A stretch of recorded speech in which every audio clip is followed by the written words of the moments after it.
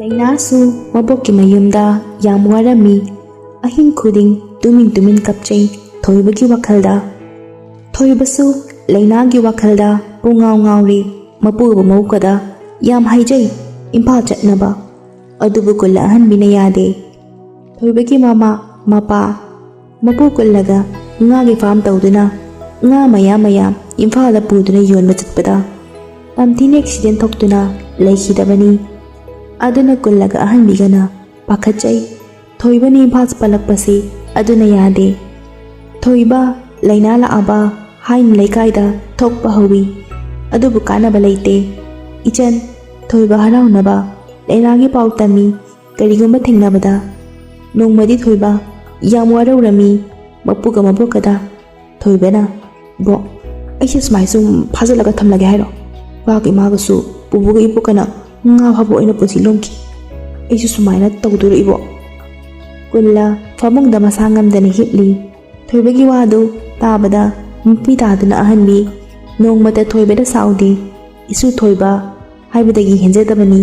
adubu ngasidi yam saurami kullana masa solapna thoiba mathang thada nubuki marukto fanglani haibani adugane bubuga chalasi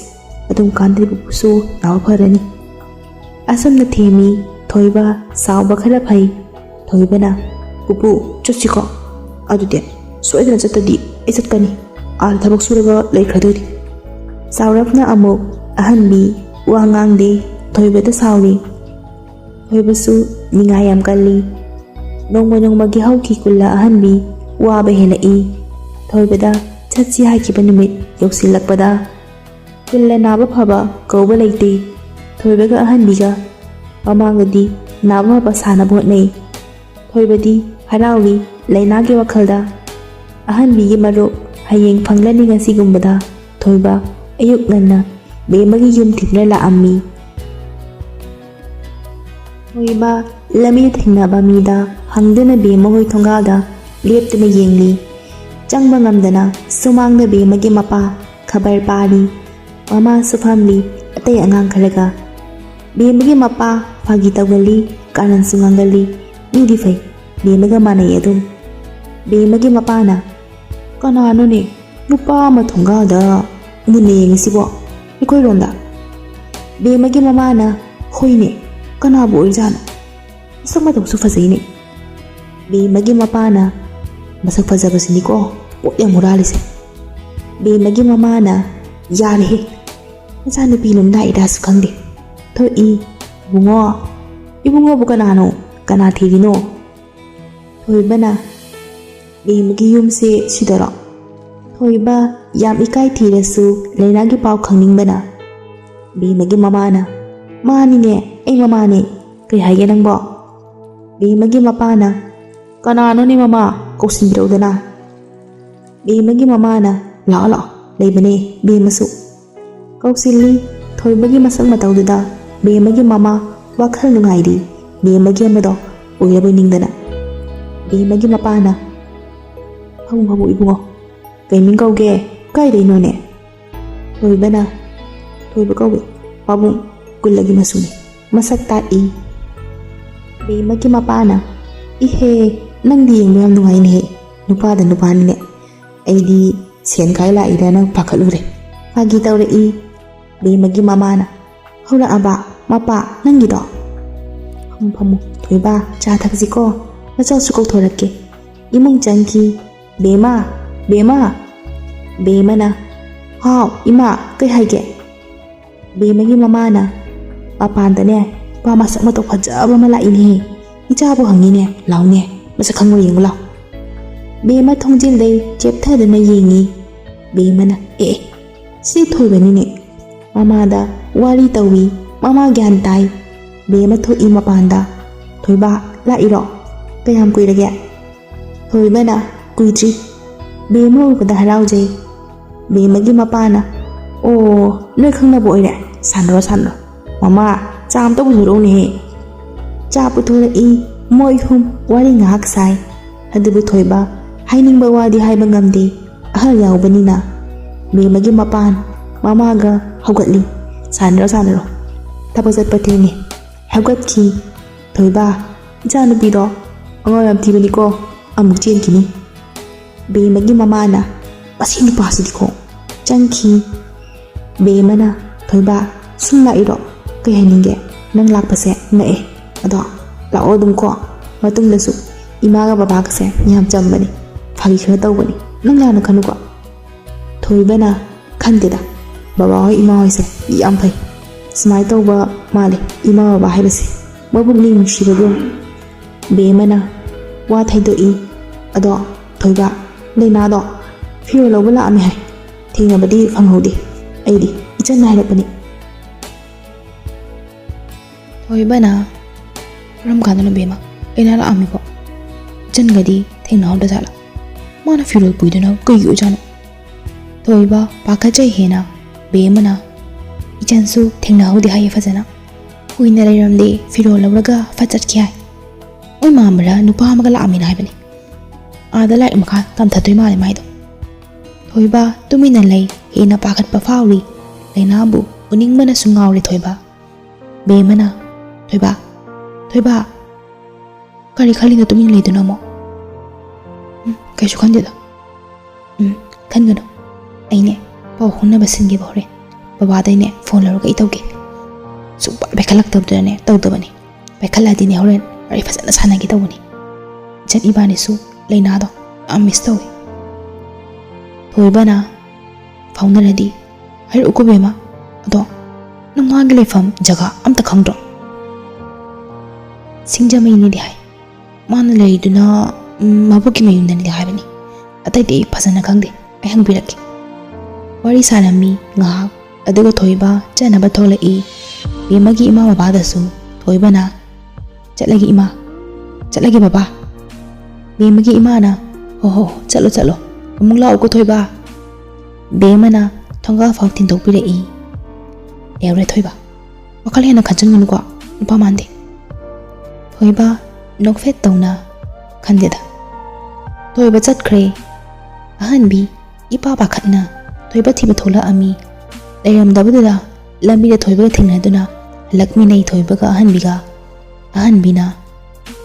nang moyumda hoima herim da kai ka chakin Thoiba napudo masa ngamdabuga kaya am pakhatna le ha nang bu ngawraba lang ka chalibu khalure duga bo ibo ngang cha dona ngang ru tandro ise chawrabani amna temna bo hotne mu pukpu yum yawri ahanbi ga Thoiba ga ullana chu Thoiba nang bu kai chatluno pupu ga na bu ka di haram yadro fana chatling ba le ra ha ya di pakhat le sona na bu ibani dia la bu manakta nungsina Thoibana manakta fami pupu hayang ga haram ge ba sagon ko pupu ibo adubu na mu kai chatlurino asuk ngana lang su kaidre nabok sune keka satre ngasi nang thiringida ahanbina chaksa na matausi ibok nge chak thirake ko hoy ibok wari makha tai Thoiba harauna puwa khoida lak bemado hoy de chatlubani ba ho ima ba do yam phai phagi su yam tawi ku ibok ka sune khangi moina isudi moida kaida wo chatloi ba ayuk ngana Thoiba yam chamna leina do lak ami hai bu firo lawba ada lekidoi male mathwai nungai tabag mustawi Thoiba adugi hangubani mangdu su adom ui madi enena laktabase yam nungai di bu mado singjamai dani hai le rido koidi mobokta Thoiba na piklingai dagi mobok latana kanam pulak tabana lakani da laktraga na bubu sa toshidi saksara gane bubu ga laisi ko amu chatkinu ko ado bubu singjamai do khangro va kyam lapnage ahanbina chakhum na gilawri chak thire chana ba dawsini puga isuga la ullana khangini su la ase chakhana chana ba chak chami nei wari sana chak tok tu nang hak pothana raga nuthil Thoiba langkai ba chatli nga yamna changami numidang Thoiba leina ge bakhalda tumba yaramde chenhoi dasu chatke khali nungal baga lang kayam laga Kulla ahanbi hayeng maruki paisa phanglaga kaidausigee khanari kaisu yamba sel natte lising yang kai muktani ahingse hokiba khangaude uche wayagi nungsiba khonjel tadana thoiba lainagi wakhalda hagachai thoiba lainagi nungsiba khang sagatuna langkai bachatki laina biya miss tawradi laina na famduna holamba hidura famduna laina na piramba tithi se to paduna nungsi manglan sagachai kulla ahan bisu hogatuna masu thoiba ngaina wari sari ahan bina oi mapu kamdausigee maruki pesado lau chatlusebu ngamdoribro pesado yamanina ithantari gyan taru ising yang kaise laraba kulla ahan bigidi adukki matik yamjai kullana su thoibaga gyan tana chatluni mabo ahan bina mana boy gajo thoibase angang machagum khanba yauri ahan bi kullana karino mabo isuse angang na tinhi laik laisu iba baba thoktabasu natte marabak thidana makha tana laik ta phangtabagi wani ne siwa chamino ko rendo aidi ngamnaru ko mabo thoibasu langkai ro kara i aduga nga do pi mabokta thoibana ibo punggi aduno pasalo dose ubuga satoira ahan bina horen thinne thoiba hudo masangam dabanina isu ya chalurase thoiba harawi ichan hoi chang yaranina thoibana hoi ibo chalurase adudi ei irlu thoge changki imongda ahanbi chakai kalo shina batawi kai thalaga chatre ngasidi nungtil matamni ahanbi ga thoibaga pesa labu chatli kulla yumda potha hawi thoibana ibo kyang wali yung tuiba lapte da yung doi tu ado ibo sin desu chamusiko ei warim sanarake ba koibo ho pesa do hanam telursi hoi wari sana maruf hom yorok tuna changa i maruf kinupina ibo hanbi chango ibo ngairam ni bitho ogena khutagane kuina paya ponte mo amani ga leirami ahanbi harauna hoi isuga igane hekta lobula apani changak tuna wari sana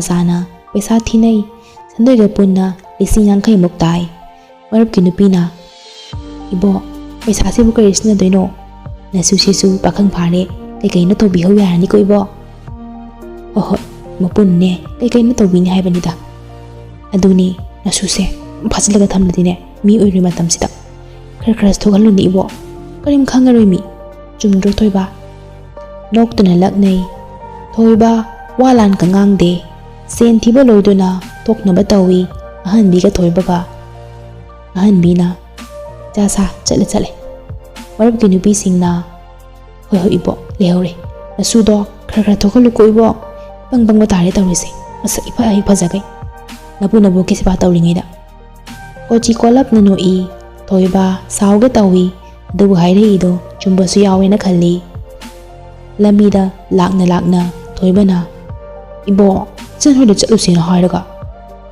hoini ka hoini ibokte la changrasi nangbu yum kadi khangbro ne khangi de ibo hajuk ti be magisu yam khangi mi isudi ado nangmu leina gi khangabo ne khangi de ibo lamna dum yingi maide wari sana ichan gi yumda ichan su yumda leirami oi ubada ibo thoibu siyawi ne kai chatluino ibo ahan bina isu hoida la ine ngarang de chatlu senane thoibuna dom haira lai ichan thoiba da onsil laga kai legi thoiba ida thai sumlak panida ahan bina no yumge ahan kai dile tabro yam ing leini yumse ichan na baba tabak satkiye imadi banne tabak taramgani ibo o nabani ne roi sanro tidi ichan thoibada onsil laga thoibadi ngahan be mohoida la amina hai be mada nganga e nananga dmai la pado be moi chalui ado ichan leino hayo leina gi malida mani aina la ame hai nangu unau bra kem ham da bra ma da la ame ai so fazana unau de da ꯂꯝꯕꯤꯗ ꯊꯦꯡꯅꯕꯅꯤ car ꯑꯃꯗ ꯂꯥꯛꯑꯝꯃꯦꯕ ꯃꯥꯗꯣ ꯑꯥꯗ ꯂꯩꯅꯤꯡꯗꯕꯗꯤ ꯃꯥꯜꯂꯦ ꯑꯇꯩꯗꯤ ꯊꯣꯏꯕ ꯂꯩꯅꯥꯒꯤ ꯋꯥꯔꯤꯕꯨ ꯇꯥꯔꯤꯈꯩ ꯄꯦꯟꯗꯕꯒꯨꯝ ꯇꯧꯋꯤ ꯏꯆꯟꯅ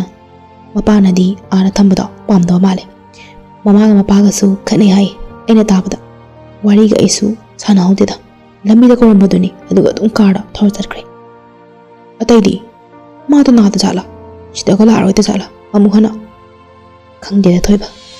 ꯑꯩꯁꯨ ꯃꯤꯁꯨ ꯌꯥꯝ ꯐꯠꯇꯕ ꯃꯥꯜꯂꯦ ꯅꯤꯁꯥ ꯆꯥꯕ ꯉꯥꯎꯁꯤꯟꯅꯕ ꯌꯥꯝ ꯂꯩꯕ ꯃꯥꯜꯂꯦ ꯑꯩꯗꯤ ꯌꯥꯝ ꯀꯤ ꯂꯩꯅꯥꯅ ꯑꯥꯗ ꯂꯩꯔꯤꯗꯣ ꯊꯣꯏꯕ ꯃꯤꯍꯨꯟ ꯀꯟꯅ ꯆꯣꯡꯂꯤ ꯃꯥꯏꯊꯣꯡꯗ ꯇꯧꯐꯝ ꯈꯪꯗꯕꯒꯨꯝ ꯃꯐꯝ ꯖꯒꯥꯒ ꯈꯪꯗꯕ ꯏꯆꯟ ꯏꯃꯨꯡ ꯆꯪꯈꯤ ꯑꯗꯨꯒ ꯁꯤꯡꯖꯃꯩ ꯆꯤꯉꯥ ꯃꯊꯛ ꯅꯥꯃꯩꯔꯄꯝ ꯂꯩꯀꯥꯏ ꯑꯇꯩꯗꯤ ꯈꯪꯗꯦ ꯃꯣꯏ ꯃꯥꯝꯇꯣꯟꯗꯣ ꯄꯨꯂꯤꯁꯅꯤ ꯍꯥꯏ ꯆꯥꯎꯔ ꯃꯥꯜꯂꯦ ꯈꯔ ꯑꯗꯨꯝ ꯇꯥꯟꯖꯥꯗꯨꯗ ꯑꯍꯟꯕꯤꯅ ꯂꯣꯏꯗ꯭ꯔꯤꯕꯣ ꯅꯕꯥꯅꯤꯕꯣ ꯃꯄꯨꯁꯨꯅꯦ ꯃꯊꯟꯇ ꯂꯩꯍꯧꯕꯅꯤ ꯃꯁꯥꯁꯨ ꯉꯝꯗꯗꯅ ꯊꯣꯏꯕꯅ ꯂꯣꯏꯔꯦ ꯑꯕꯣ ꯑꯦꯗ꯭ꯔꯦꯁꯇꯣ ꯂꯧꯋꯤ ꯏꯆꯟꯗꯩ ꯏꯆꯟꯅ ꯊꯣꯏꯕ ꯅꯪꯁꯨꯅꯦ ꯅꯨꯄꯥꯗꯤ ꯌꯥꯝ ꯊꯣꯛꯃꯟꯗꯦ ꯅꯨꯄꯥ ꯃꯥꯟꯕꯩ ꯋꯥꯅꯤ ꯏꯝꯐꯥꯜꯕꯨ ꯀꯌꯥꯝ ꯂꯥꯞꯄꯤ ꯑꯩꯈꯣꯏ ꯂꯝꯈꯥꯏꯗ ꯕꯁ ꯃꯌꯥꯝ ꯂꯩꯗꯣ ꯇꯣꯡꯂꯒ ꯑꯗꯨꯝ ꯆꯠꯄ ꯌꯥꯕꯗꯨꯕꯨ ꯊꯣꯏꯕ ꯐꯨꯛ ꯍꯧꯒꯠꯂꯤ ꯊꯣꯏꯕꯅ ꯆꯠꯂꯒꯦ ꯏꯆꯟ ꯀꯣꯟꯅ ꯑꯃꯨꯛ ꯊꯦꯡꯅꯔꯁꯤ ꯏꯕꯣ ꯆꯠꯂꯁꯤ ꯑꯗꯣ ꯅꯨꯄꯥ ꯊꯣꯛꯎꯀꯣ ꯅꯪ ꯍꯌꯦꯡ ꯋꯥꯖꯍꯧꯁꯅꯤ ꯍꯥꯏꯁꯤꯅꯤ ꯂꯩꯅꯥꯗꯣ ꯊꯣꯏꯕꯅ ꯑꯗꯨꯝ ꯁꯣꯟꯖꯕꯅꯤ ꯍꯌꯦꯡ ꯃꯤꯒ ꯑꯣꯏꯈ꯭ꯔꯗꯤꯅꯦ ꯅꯊꯟꯇꯅꯤꯀꯣ ꯍꯤ ꯃꯊꯛꯇꯨꯗ ꯎꯡꯉꯒ ꯂꯩꯖꯍꯧꯁꯅꯤ ꯏꯆꯟ ꯃꯔꯤ ꯆꯨꯀꯠꯄꯒꯨꯝ ꯊꯣꯛꯈ꯭ꯔꯦ ꯊꯣꯏꯕꯗꯗꯤ ꯑꯍꯟꯕꯤ ꯊꯣꯏꯕ ꯌꯨꯝ ꯂꯥꯛꯏ ꯋꯥ ꯉꯥꯡꯅꯗꯦ ꯑꯍꯟꯕꯤꯁꯨ ꯀꯔꯤꯝ ꯍꯪꯗꯦ ꯌꯨꯝ ꯌꯧꯔꯦ ꯀꯨꯂꯝ ꯃꯕꯥꯅꯤ ꯉꯥꯏꯔꯝꯃꯤ ꯀꯨꯜꯂꯅ ꯀꯝꯗꯧꯔꯦ ꯌꯥꯔꯕꯣ ꯑꯣꯟꯊꯣꯛꯅꯁꯨ ꯀꯨꯏꯈ꯭ꯔꯦ ꯅꯕꯥꯅꯤꯁꯨ